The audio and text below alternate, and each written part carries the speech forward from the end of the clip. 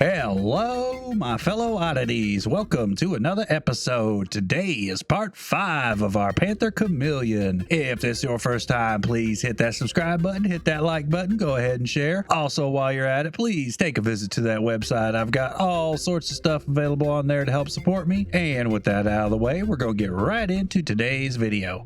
So first off, I'd like to take a second to thank all of you oddities for subscribing, and I hope that you can learn a thing or two from this channel. Today we're going to continue on working on these reds. So for that, I just got out some cadmium red, Mars black, and a little bit of raw umber, and just mixed up various amounts of different colors in different tones and played around with my lighter and darker hues just till I got the bumps and ridges and everything to where I felt it looked pretty appropriate compared to the reference image.